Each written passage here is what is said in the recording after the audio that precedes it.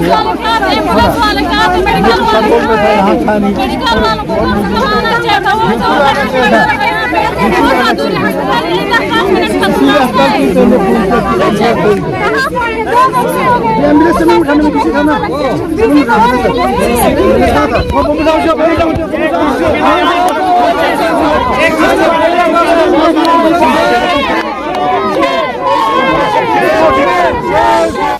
Thank you. आप लोगों ने हमें अपना जो पोजीशन है वो एक्सपीरियंस करने के लिए मौका दिया है, तो आप लोगों का बहुत बहुत शुक्रिया। सबसे पहले तो बहुत बड़ा एक दर्दनाक अफसोसनाक वाक़या सुबह पेश आया है अंधों के मुकाम पर, जिसका मुझे भी बेहद अफसोस है। एक जवान सा छोटा सा बच्चा जो यूनिफॉर्म में स्कूल जाने के लिए रोड पर निकले थे और किसी जेसीबी ने, सुनने में ये है कि किसी जेसीबी ने उसको कुचल के वो चला गया है। और कहते हैं सेकंड भी बच्चा भी था साथ में उसके, या तो वो डर के मारे कहीं बैठा है या इंजर्ड हुआ है कि नहीं हुआ है। हमारे हॉस्पिटल में तो एटलीस्ट वो अभी तक नहीं पहुंचा है, लेकिन जिसका डेथ हो गया वो ऑन स्पॉट डेथ हो गया है। तो आप लोगों का ये कहना था कि बदकिस्मती से मैं कारगिल में था नहीं, हमारे डायरेक्टर हेल्थ सर्विसेज आजकल टूर पे थे। कल हम लोगों ने उनको बुलाकर टूर किया था, तो आज हम लोग सुबह शरगोल निकल गए थे। शरगोल पहुँचने पर मुझे कहीं से भी कोई रिपोर्ट एज सच ऑफिशियली नहीं आया। अनऑफिशियली एक डॉक्टर साहब था, हमारा एक्स RMO जो डॉक्टर शबीर है, उनका मुझे 10 बजे के आसपास फ़ोन आता है, सर कि अंधों में कोई एक्सीडेंट हुआ है, एम्बुलेंस चाहिए।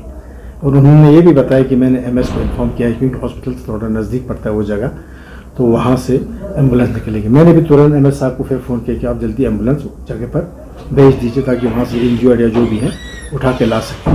मगर उससे पहले ऐसे सिचुएशन में, ऐसे हालात में हाईवेज़ पे खासकर गवर्नमेंट ने एक इंतज़ाम एक्सवाट सर्विस का करके रखा हुआ है, 108 एम्बुलेंस, यानी 108 नंबर पे कॉल करना होता है। और बेशक मैं जब शरगोल से वापस आकर उस मौके पर के जहाँ लोगों ने रोड को रोक कर रखा हुआ था, वहाँ मुझे लोगों ने बताया कि हमने एक्सवाट को कॉल किया था किसी लड़के ने वहाँ से, तो एक्सवाट ने रिस्पॉन्ड भी किया है।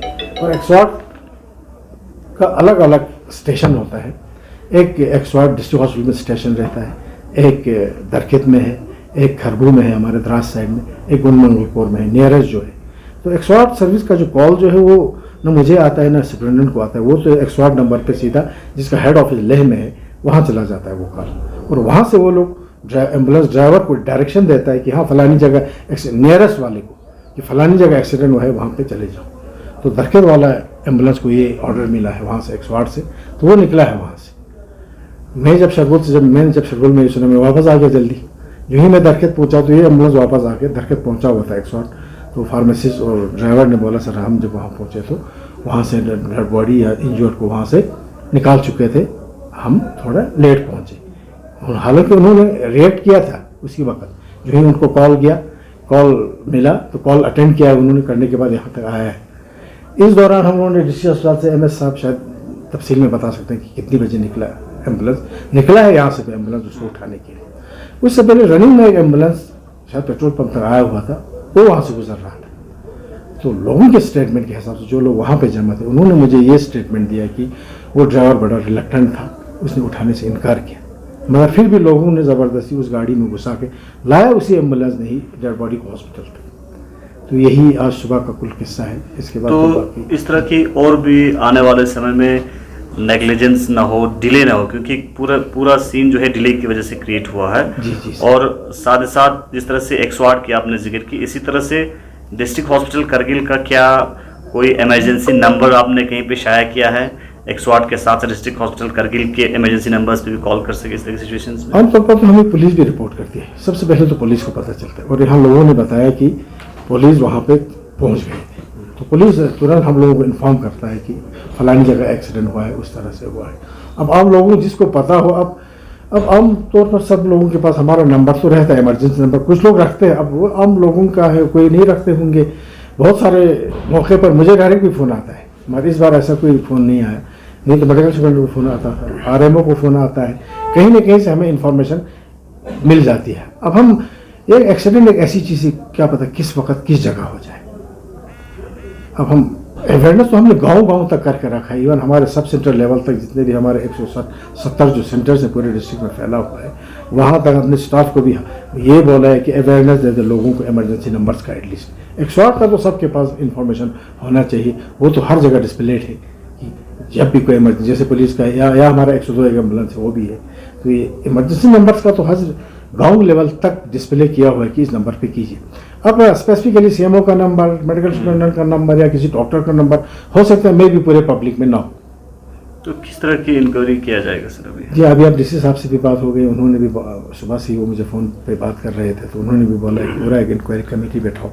वाकई में अगर पे हमारे पार्ट पे, हमारे स्टाफ के पार्ट पे, एम्बुलेंस के पार्ट पे अगर कोई वाकई में नेग्लिजेंस है तो उसको तो बिल्कुल बख्शा नहीं जाएगा।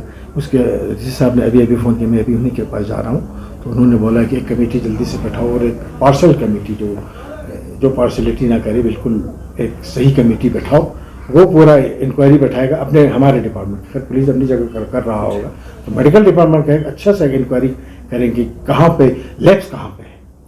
अहम तो जिस बेचारे को गुजरना था वो तो गुजर गया, लेकिन आइंदा भी आने वाले दिनों के लिए भी हमेशा के लिए सबको होशियार सतर्क तो रहना पड़ेगा ऐसी सिचुएशन में। और हादसा ऐसी चीज़ है वो किसी भी वक्त किसी भी टाइम कहीं पे भी हो सकता है, तो आइडियली तो सब लोगों को इसमें मदद करना चाहिए था। इतना बड़ा बिजी रोड था, वो हाईवे था, गाड़ियों की कमी नहीं थी। ज़रूरी नहीं कि हर कोई एम्बुलेंस का ही इंतजार करे। हो सकता है एम्बुलेंस को लेट हुआ, मैं नहीं कहता हूँ कि मैं अपने आप को बचाने की कोशिश नहीं करता। एम्बुलेंस को तो पहुँचना चाहिए टॉप पे। हमारा तो काम है, फ़र्ज़ है, पहुँचाना है।